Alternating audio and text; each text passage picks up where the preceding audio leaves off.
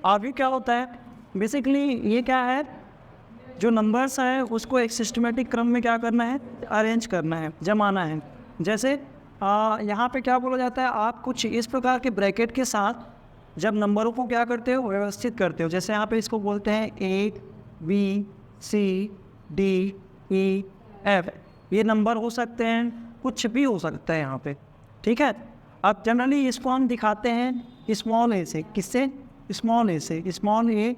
और इनके हम ध्यान रखते हैं इसके क्रम को। जैसे यहाँ पे मैं बोलूँगा 1 1, A 1 2, A 1 3, A 2 1, A 2 2, A 2 3। अब ये क्या मैं बताना चाह रहा हूँ, जनरली जब भी हम किसी भी आव्यूह को लिखते हैं तो आव्यूह को लिखने का क्रम पहले रहता है।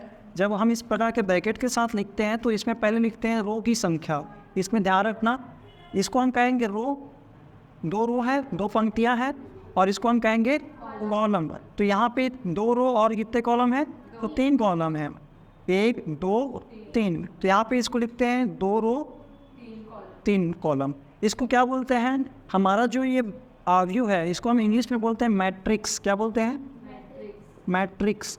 जनरली ये जो है डेटा साइंस में यूज़ होता है, और हमारे कॉमर्स के फील्ड में भी कई बार अलग अलग मार्केट में अलग अलग प्रोडक्ट को बेचते हैं ना, तो उसका कीमत डिसाइड करने के लिए या मार्केट का सही चयन करने के लिए इसका यूज़ करते हैं। आगे जब क्वेश्चन आएगा तो देखेंगे, ठीक है।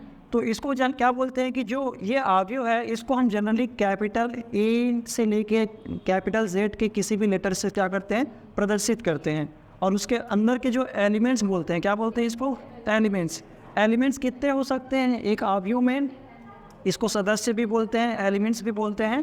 तो ये कितने हो सकते हैं, 2 गुना 3 करोगे तो कितना हो गया, 6। तो 6 एलिमेंट्स हो गए। तो कोई भी आव्यूह में कितना एलिमेंट्स है आप उसके इस ऑर्डर को क्या करते हो, ध्यान में रख के आप बता सकते हो। और ध्यान रखना ये आपको किसको प्रदर्शित कर रहा है, ये रो को, और ये किसको, कॉलम को। शायद तक कॉलम को, किसको, कॉलम को। इसको हम क्या बोलेंगे, पंक्ति, और इसको हम क्या बोलेंगे, स्तंभ। क्या बोलेंगे, स्तंभ।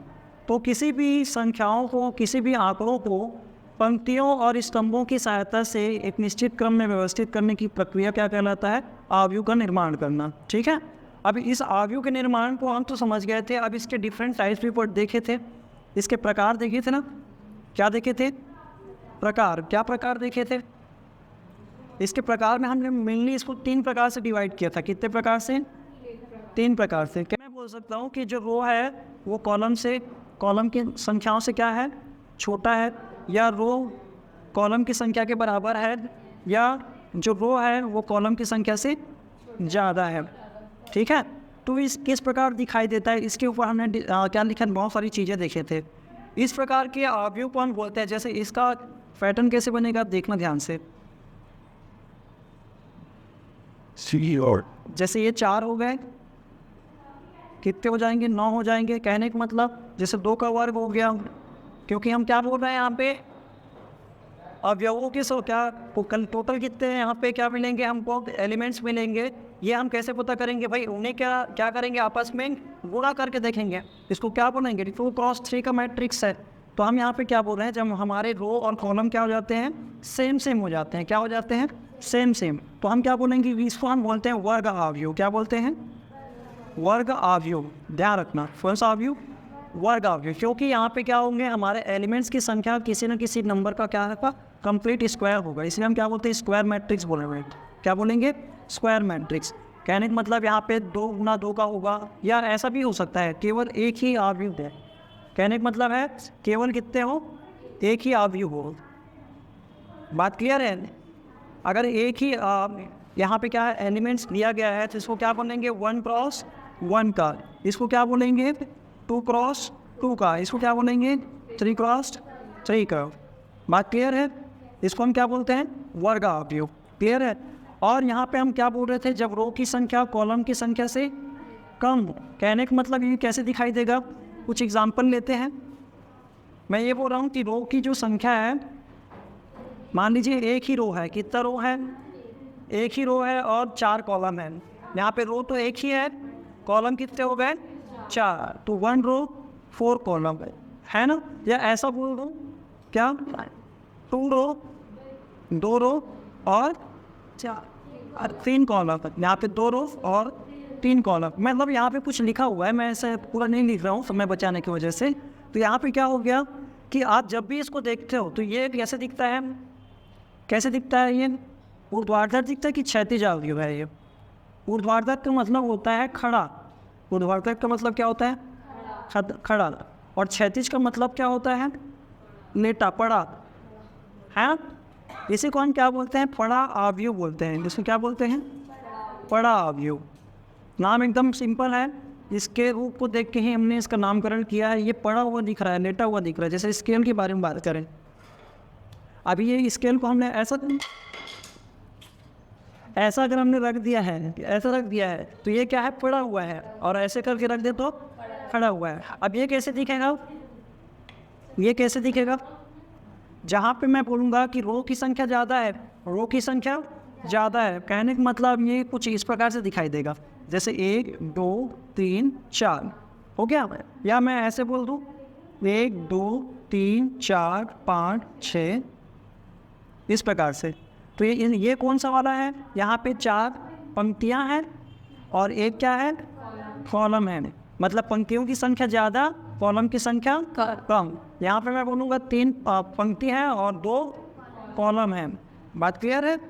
तो इसको हम बोलेंगे खड़ा अवयव। क्या बोलेंगे, खड़ा अवयव। इंग्लिश में क्या बोलेंगे, इसको बोलेंगे हॉरिजॉन्टल मैट्रिक्स। क्या बोलेंगे, हॉरिजॉन्टल मैट्रिक्स। लिख दूँ क्या, चले लिख देता हूँ। इसको लिखेंगे हॉरिजॉन्टल, हॉरिजॉन्टल मैट्रिक्स। और इसको क्या बोलेंगे, वर्टिकल मैट्रिक्स। क्या बोलेंगे, वर्टिकल मैट्रिक्स। क्लियर है। अब वर्टिकल मैट्रिक्स के अंदर एक खास प्रॉपर्टी है कि अगर वर्टिकल मैट्रिक्स में आपको ऐसा दिखाई देता है, यहाँ पे क्या है, सॉरी हाँ, हॉरिजॉन्टल मैट्रिक्स में अगर आपको पहला एक ही पंक्ति दिखाई देता है, कितना पंक्ति दिखाई देगा, एक ही। इसको हम यूनिक नाम दिए हैं, इसका नाम है पंक्ति अवयव। क्या बोलेंगे, पंक्ति अवयव। इसको हम बोलते हैं रो मैट्रिक्स। क्या बोलेंगे, मतलब पड़ा अवयव का ही एक हिस्सा रो मैट्रिक्स तब कहलाएगा जब वहाँ पे सिर्फ एक ही पंक्ति हो, चाहे कॉलम की संख्या कितनी भी हो सकती। जैसे मैं यहाँ पे बोल दूँ, जैसे यहाँ पे मैं ऐसा बोल दूँ कि 3 क्या है, अवयव है, 3 एलिमेंट्स है, जिसमें सिर्फ एक ही पंक्ति है और 3 कॉलम है, तो ये भी क्या है, पंक्ति अवयव है। और ये किसके अंतर्गत आता है, पड़ा अवयव, यानी कि हॉरिजॉन्टल मैट्रिक्स के अंतर्गत एक ऐसा भी मतलब एक टाइप है। बात क्लियर है। और इसमें क्या बोलेंगे, इस वाले को जहाँ पे सिर्फ एक ही क्या रहेगा, स्तंभ रहेगा, एक ही क्या रहेगा, स्तंभ रहेगा, तो इसको हम क्या बोलेंगे, इसको क्या बोलेंगे, इसको पंक्ति अवयव बोले हैं, तो इसको क्या बोलेंगे, स्तंभ अवयव। क्या बोलेंगे, स्तंभ अवयव, क्योंकि खड़ा वो स्तंभ जैसा दिख रहा है ना। कैसा दिखता है, स्तंभ जैसे। और ये कैसे दिखता है, पंक्ति जैसे। ठीक है, तो इसको क्या बोलेंगे, खंभे जैसा दिख रहा है, तो इसको हम बोलेंगे स्तंभ अवयव। क्या बोलेंगे, स्तंभ अवयव। और इसको हम क्या बोलेंगे, पंक्ति अवयव। क्या बोलेंगे, पंक्ति अवयव। बात क्लियर है, यहाँ तक क्लियर है। चलिए इसको नोट डाउन कर लीजिए अगर करना है तो। अब सबसे इम्पोर्टेंट ये वाला है, कौन सा वाला, वर्ग अवयव। क्योंकि इसके जो बच्चे हैं ना, अभी तो हमने 3 बच्चे बना रखे हैं, दादाजी के 3 बच्चे, हाँ इस बच्चे के और भी बच्चे, ठीक है, मतलब पोते। अब इनके बारे में देखेंगे कि एक वर्ग अवयव का कितना सारा टाइप्स बनता है। ठीक है, स्क्वायर मैट्रिक्स। ठीक है, स्क्वायर मैट्रिक्स का क्या प्रॉपर्टी है कि यहाँ पे जितने रो होंगे उतने क्या होंगे, कॉलम होंगे। जनरली रो और कॉलम को आई और जे से शो करते हैं। किससे शो करते हैं, आई और जे से। ठीक है, तो यहाँ पे हम क्या बोलेंगे, जितने आई होंगे उतने ही जे होंगे। जैसे मैं लिखता हूँ ना ए आई जे, तो यहाँ पे जैसे मैंने अभी 1 1 लिखा था, तो यहाँ पे क्या हो गया, आई किसको शो कर रहा है, आई शो कर रहा है आपके रोज को, कितने, किसको, रो। और जे किसको शो कर रहा है, कॉलम को। ठीक है, अब ध्यान रखेंगे। अभी हम बात कर रहे हैं किसकी, वर्ग अवयव की। वर्ग अवयव में एक चीज़ देखना कि इसमें क्या रहेंगे, जितने रोज आएंगे उतने ही कॉलम रहेंगे। क्लियर है। तो यहाँ पे इसका हम सबसे पहले देखते हैं आपको कुछ स्पेशल चीज़ दिखाई देगा। मैं यहाँ पे सबसे बड़ा वाला, जनरली हम यहाँ पे 3 का लेते हैं, मैक्सिमम कितने लेते हैं 3x3 का, कितना 3x3 का। हालांकि ये भी एक क्या है, वर्ग अवयव है। अगर मैं ले लूँ बेटा यहाँ पे मान लीजिए एक ही एलिमेंट ले लेता हूँ, कितना एलिमेंट ले लेता हूँ, एक। यहाँ पे मैं ले लेता हूँ, कितना हो जाएगा यहाँ पे A B C D E F G H I, हो गया। और या ऐसा भी हो सकता है, क्या हो सकता है A B C D, ये 3 अलग अलग प्रकार के अवयव जिसमें सबका जो क्रम है वो क्या है, जितने रो है उतने ही क्या है, कॉलम है। अब इसमें वो बोलोगे एक ही रो है, एक ही रो है और एक ही कॉलम है, तो ये भी एक प्रकार का क्या है, स्क्वायर मैट्रिक्स है। क्या है ये, स्क्वायर मैट्रिक्स। तो ध्यान रखना ये जो चीज़ें हैं इसको हम बोलते हैं प्रिंसिपल डायगोनल बोलते हैं, मुख्य विकर्ण बोलते हैं। क्या बोलते हैं, मुख्य विकर्ण, विकर्ण, मुख्य विकर्ण बोलते हैं। और ये चीज़ें आपको सिर्फ किस में दिखाई देगी, किस पे दिखाई देगी, एक वर्ग अवयव में ही आपको मुख्य विकर्ण दिखाई देगा। कभी भी आप पंक्ति अवयव या स्तंभ अवयव या पड़ा अवयव और खड़ा अवयव में आपको कभी भी ऐसा मुख्य विकर्ण दिखाई नहीं देगा। ये कब दिखाई देगा आपको, सिर्फ वर्ग अवयव में। मतलब यहाँ पे भी ये क्या है, अपने आप में मुख्य विकर्ण है। यहाँ पे मैं बोलूँ तो ये भी अपने आप में क्या है, मुख्य विकर्ण है। ठीक है, विकर्ण का मतलब होता है तिरछा, विकर्ण का मतलब क्या होता है, तिरछा। अब इसी चीज़ को लेके बहुत सारी चीज़ें बना हुआ है। अब अगर मैं बोल दूँ कि ये जो मुख्य विकर्ण के सारे अवयव हो और बाकी सारे क्या हो जाए, ज़ीरो, क्या हो जाए, ज़ीरो। कहने का मतलब कुछ इस प्रकार से A E I और बाकी सारे क्या हो जाएंगे, ज़ीरो। ठीक है। अगर यहाँ पे क्या होंगे, मुख्य विकर्ण के अवयव जो है वो अलग अलग नंबर रहेंगे, इसको हम बोलेंगे डायगोनल मैट्रिक्स। क्या बोलेंगे, डायगोनल मैट्रिक्स। इसको हम बोलेंगे विकर्ण अवयव। क्या बोलेंगे, विकर्ण अवयव। और इसी विकर्ण अवयव के 2 टाइप्स मिलेंगे, जहाँ पे आपको मुख्य विकर्ण के सारे अवयव या तो एक एक एक हो जाए, या तो क्या हो जाए, एक के अलावा कोई दूसरा नंबर जो सारे के सारे क्या रहेंगे, सेम रहेंगे, एक समान रहेंगे। इसको हम बोलेंगे अदिश अवयव। क्या बोलेंगे, अदिश अवयव। इसी को क्या बोलेंगे, स्केलर, स्केलर मैट्रिक्स। एक बार स्पेलिंग चेक करना, स्केलर के स्पेलिंग ठीक है कि नहीं है, दोनों सेम है। देखो स्केलर मैट्रिक्स में, अगर स्केलर में देखो, इसको हम स्केलर मैट्रिक्स बोल सकते हैं। स्केलर मैट्रिक्स क्या बोलता है कि केवल मुख्य विकर्ण में अवयव रहेंगे और सारे के सारे क्या रहेंगे, समान रहेंगे। क्या रहेंगे, समान। तो स्केलर मैट्रिक्स ही क्या, अगर मान लीजिए स्केलर मैट्रिक्स के सारे अवयव एक एक एक हो जाते हैं तो इसको हम क्या बोलेंगे, इकाई अवयव बोलेंगे। क्या बोलेंगे, इकाई। लेकिन अगर यहाँ पे एक एक एक ना हो, कि यहाँ पे जैसे 2 2 2 है या 3 3 3 है, तो इसको हम क्या बोलेंगे, अदिश अवयव बोलेंगे। और अगर ये तीनों डिफरेंट है, कहने का मतलब ये क्या है, मान लीजिए इसमें मैं यहाँ पे नंबर डाल देता हूँ, जैसे 2 3 4 ऐसा कुछ भी है, तो इसको हम क्या बोलेंगे, विकर्ण अवयव। क्या बोलेंगे, विकर्ण अवयव। बात क्लियर है कि नहीं है। चलिए, तो ये आपका जो वर्ग अवयव में ही विकर्ण बनता है। इस वजह से क्या होता है कि यहाँ पे विकर्ण अवयव के हो सकते हैं सारे के सारे क्या हो, अलग अलग हो, सेम हो, और सेम होने के साथ साथ वो क्या हो जाए, एक एक हो जाए। तो ये डिफरेंट इसके टाइप्स बन जाते हैं। क्लियर है। अब हम इसी में बात करते हैं, ये तो हो गया। अब इसमें एक और चीज़ें आती हैं, वो है आपका त्रिभुजीय अवयव। क्या बोलते हैं, त्रिभुजीय अवयव। क्या होता है त्रिभुजीय अवयव, मतलब यहाँ पे कहीं ना कहीं ट्रायंगल जैसा दिखाई देगा। क्या दिखाई देगा, ट्रायंगल जैसे। और ट्रायंगल कहने का मतलब ये है, अब इसमें 2 प्रकार के हैं, इसको ट्रायंगुलर मैट्रिक्स बोलते हैं। ट्रायंगुलर मैट्रिक्स, ट्रायंगुलर मैट्रिक्स कैसे दिखाई देता है, जैसे इस प्रकार से। जैसे मैं यहाँ पे बोल दूँ ABC और यहाँ पे DEF, और यहाँ पे मैं सबको क्या कर दूँ, नीचे वाला हिस्सा 0 कर दूँ। कहने का मतलब है मुख्य विकर्ण के नीचे की ओर अगर आपको क्या मिलता है, 0 0 0, तो आप देख पाएंगे कि जो ऊपर की ओर क्या बन रहा है, नंबर है, तो इसको हम बोलते हैं अपर ट्रायंगुलर मैट्रिक्स। क्या बोलते हैं? Upper triangular matrix.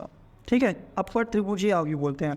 और यहाँ पे हम क्या बोलें, अगर मुख्य विकर्ण के जैसे यहाँ पे A B C D E F ये नीचे मिलता है और ऊपर के सारे एलिमेंट्स क्या होते हैं मुख्य विकर्ण के 0 0, तो इसको हम बोलते हैं lower triangular matrix. Lower triangular नीचे की ओर है तो इसको हम क्या बोलेंगे, लोअर ट्रायंगुलर मैट्रिक्स। क्लियर है बात? अभी जो हम बात कर रहे हैं किसकी है, ट्रांसपोज मैट्रिक्स। ये सबसे इम्पॉर्टेंट मैट्रिक्स है अभी तक जितना भी हमने देखा है, उसमें जो सेकेंड इम्पॉर्टेंट हम बोल सकते हैं ये वाला है ना, और इसके पहले जो हमने वर्ग अवयव पढ़ा है वो वाला इम्पॉर्टेंट है।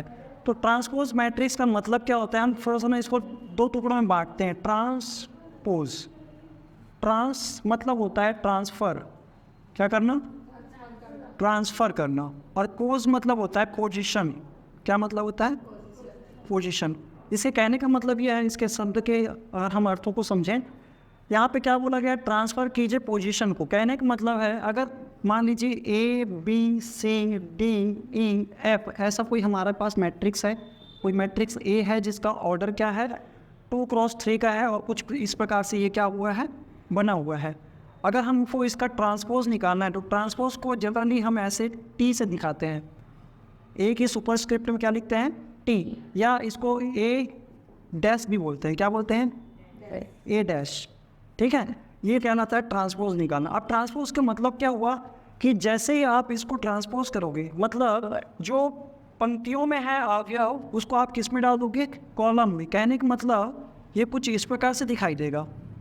कैसे दिखाई देगा, A B C D E F, तो ये हमारा जो ऑर्डर है क्या बन गया, 3×2 का।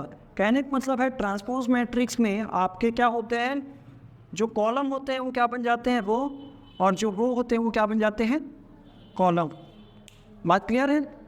अब इसमें एक चीज़ का ध्यान रखना, ट्रांसपोज का अगर हम क्या कर दें, ट्रांसपोज कर दें, मतलब एक कोई ट्रांसपोज किए थे और उसका भी हम एक बार और ट्रांसपोज कर दें, मतलब ये तो ऑलरेडी पहले से ट्रांसपोज है ये वाला हिस्सा। अगर मैं इसका एक बार और ट्रांसपोज कर दूं, कहने के मतलब 2 बार कर दूं, पहले सीधा था मैंने एक बार उल्टा किया, अब इस उल्टे का फिर भी एक बार और उल्टा कर दिया तो क्या बन जाएगा, सीधा। कहने का मतलब ये है कि ए ट्रांसपोज का ट्रांसपोज क्या हो जाएगा, ए बन जाएगा। इसकी एक प्रॉपर्टी को ध्यान में रखना। क्लियर है? आप इसका दोबारा से ट्रांसपोज निकालोगे ना, वो क्या बन जाएगा, इसी प्रकार से। क्योंकि अब इसका आप क्या करोगे, जो कॉलम है क्या है, जो कॉलम है उसके क्या होगा, पंक्तियों में बांटोगे तो आपस से क्या बन जाएगा, ये पुराने वाले जैसा बन जाएगा। इसलिए इसको क्या बोलते हैं, ट्रांसपोज का ट्रांसपोज क्या हो जाता है, ओरिजिनल वाला मैट्रिक्स बन जाता है। क्लियर है? अब ट्रांसपोज की चीज़ ध्यान रखना, जैसे मैंने ये वाला कौन सा वाला है, ये बड़ा वाला है, ये कौन सा वाला है, हॉरिजॉन्टल मैट्रिक्स है। कौन सा मैट्रिक्स है, हॉरिजॉन्टल मैट्रिक्स है। बन किस में गया, वर्टिकल में बन गया। किस में बदल गया, वर्टिकल में। अगर मैं वर्टिकल को चेंज करूँगा तो किस में बदल जाएगा, हॉरिजॉन्टल में। सिंपल से। अगर मान लीजिए कोई इस प्रकार से दिख रहा होगा तो किस में कन्वर्ट हो जाएगा, इस प्रकार से।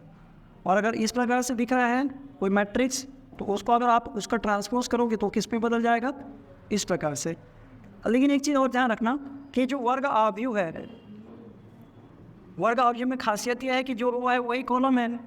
तो यहाँ पे क्या होंगे, मान लीजिए ऐसा दिया है A B C D, A B C D, ठीक है। और इसको आपने ये 2×2 का है, अगर इसके आप क्रम को क्या करते हो, चेंज करते हो। किसको चेंज करते हो, क्रम को। अब मैं मान लीजिए ए डैश निकालता हूँ, क्या निकालता हूँ, ए डैश, तो क्या होगा, ए बी मतलब ये कॉलम में दिखाई देंगे ए बी, और सी डी क्या दिखाई देंगे, अगले कॉलम में सी डी। तो ये भी क्या रह गया, इसका ऑर्डर तो क्या रह गया, सेम रह गया। तो ये सिर्फ आपको किस में दिखाई देगा, खासियत वर्ग अवयव में। आप अगर परिवर्तन निकालोगे किसका, एक वर्ग अवयव का, तो वो हमेशा क्या रहेगा, एक वर्ग अवयव रहेगा। बात क्लियर है? अगर आप किसी भी क्या बोलोगे, बड़े अवयव का अगर आप परिवर्तन निकालोगे तो कैसा दिखाई देगा, खड़ा अवयव, वर्टिकल मैट्रिक्स की तरह दिखाई देगा। अगर आप किसी खड़े अवयव का परिवर्तन निकाल दोगे तो बड़ा अवयव बन जाएगा। लेकिन अगर आप किसी वर्ग अवयव का परिवर्तन निकालोगे तो वो वर्ग अवयव ही रहेगा, बस उसके एलिमेंट्स क्या हो जाएंगे, चेंज हो जाएंगे। अपने क्रम को बदल देंगे, जो पंक्तियों में थी वो स्तंभों में आ जाएगी। क्लियर है बात? अब इसी का ना कुछ और है, इसमें हमने दो प्रकार से पढ़ने हैं, एक सम्मित और एक है विषम सम्मित। सम्मित को बोलते हैं कि किसी भी अवयव को, सम्मित का मतलब है उसी के समान, उसी के समान। कहने का मतलब जैसे मैं कुछ नंबर लिखता हूँ ना, 2 3 4, 2 3 3 5, मैंने एक ये क्या बना दिया, मैट्रिक्स बना दिया। ये मैट्रिक्स मान लीजिए एक मैट्रिक्स बी है जिसका क्रम क्या है, 2 क्रॉस 2 का है। और ये जो है ना आपको किस में दिखाई देगा, ये सिर्फ और सिर्फ आपको वर्ग अवयव में ही दिखाई देगा, सम्मित और विषम सम्मित वाला कॉन्सेप्ट। कहने का मतलब मेरा ये है कि सम्मित का मतलब होता है सिमेट्रिक, इसको क्या बोलते हैं, सिमेट्रिक। सिमेट्रिक, ठीक है, सिमेट्रिक। सिमेट्रिक का मतलब अगर आप इसको परिवर्त करोगे, क्या करोगे, परिवर्त। जैसे मैं यहाँ पे बोल रहा हूँ कि बी डैश निकालोगे, बी डैश निकालोगे तो क्या निकल के आएगा, क्या निकल के आएगा, 2 3 को आप क्या करोगे, कॉलम में चेंज करोगे तो 2 और ये 3, और 3 5 को आप फिर क्या करोगे, तो क्या आपको ये और ये सेम दिख रहा है। तो अगर कोई सम्मित रहेगा, कहने का मतलब कोई दो अवयव सम्मित तभी कहलाएंगे जब आप उसको क्या कर दोगे, ट्रांसपोज करने पर भी उसका जो वैल्यू क्या रहेगा, एलिमेंट्स सेम रहेंगे।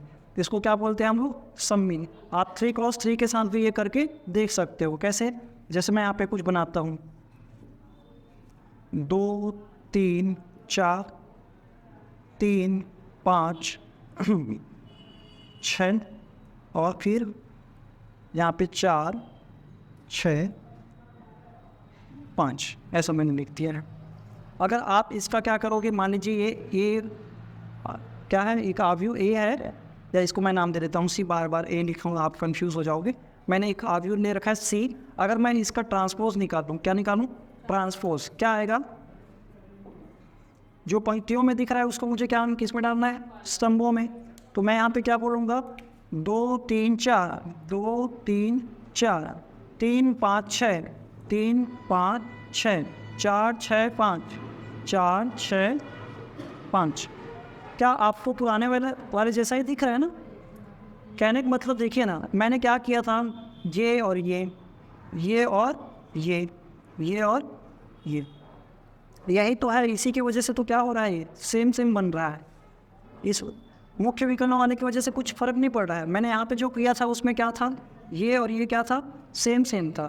इस वजह से क्या हुआ कि जो मुख्य विकर्ण वाले अवयव की वजह से नहीं हो रहा है, ये क्या, मुख्य विकर्ण के अलावा जो अवयव है बाकी क्या है, एक प्रकार से प्रतिबिंब है, दर्पण है। मतलब इसका जो छाया है ना, इसका जस्ट उल्टा है, यहाँ पे प्रतिबिंब जैसा दिख रहा है ना, दर्पण है। मतलब यहाँ पे 3 है तो यहाँ पे 3, यहाँ पे 4 है तो यहाँ पे 4, यहाँ पे 6 है तो यहाँ पे 6। इसलिए इसको क्या बोलते हैं, सम्मित बोलते हैं। क्या बोलते हैं, सम्मित। और विषम सम्मित का मतलब है, विषम सम्मित के पहले मैं एक चीज़ और बता देता हूँ, विषम अवयव, विषम अवयव, विषम अवयव कहने का मतलब है नेगेटिव। जैसे मैं बोलूँगा कोई मैट्रिक्स ए है, जैसे 2 ऋण 3 4 5, अगर मुझे इसका विषम अवयव निकालना है, क्या निकालना है, विषम, इसको ऑड मैट्रिक्स बोल रहे हैं, है ना। विषम अवयव क्या बोलेंगे, अगर मान लीजिए इसको मुझे विषम निकालना है, नेगेटिव निकालना है, क्या निकालना है, नेगेटिव। तो नेगेटिव मैट्रिक्स क्या होगा, यहाँ पे मैं बोलूँगा इसको कि 2 प्लस में है तो ये क्या हो जाएगा, माइनस में, जो माइनस में वो क्या बन जाएगा, प्लस में। तो इसको हम बोलते हैं विषम अवयव। ये वाला जो अवयव है वो ओरिजिनल अवयव का क्या कहलाता है, विषम अवयव कहलाता है। बात क्लियर, 5 में भी रहेगा, ठीक है। तो यहाँ पे हम क्या बोलेंगे, विषम सम्मित का मतलब ये होता है, आप जब उसका ट्रांसपोज करोगे तो जो एलिमेंट्स है, और इसमें देखना विषम सम्मित में एक चीज़ आपको खासियत मिलेगी कि इसके मुख्य विकर्ण के अवयव सारे के सारे क्या रहेंगे, 0 रहेंगे। क्या रहेंगे, 0 0 0, 2 ऋण 2 3, मतलब -3 3 4 -4। मान लीजिए मैंने एक डी मैट्रिक्स ले रखा है, कुछ इस प्रकार से है। अगर इसका मुझे क्या निकालना है, ट्रांसपोज, क्या निकालना है, ट्रांसपोज। तो आप देख पाएंगे ध्यान रखना सारे मुख्य विकर्ण के अवयव क्या रहेंगे, 0 रहेंगे, तभी ये पॉसिबल हो पाएगा कि आपका विषम सममित यानी कि स्क्यू सिमेट्रिक बोलते हैं। क्या बोलते हैं? Skew symmetric, skew symmetric. ठीक है, मैं ये बोल रहा हूँ कि आप इसको क्या कहोगे, पहली वाली पंक्ति को 0, 2, -3, फिर अगले वाले को -2 और फिर 0, -4 और फिर 3, 4 और 0।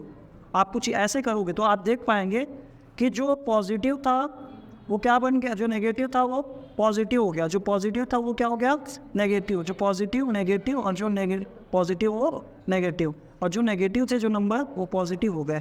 तो इस वाले को हम क्या बोलते हैं, स्क्यू सिमेट्रिक्स मैट्रिक्स बोलते हैं। क्या बोलते हैं? स्क्यू सिमेट्रिक मैट्रिक्स, विषम सममित अवयव।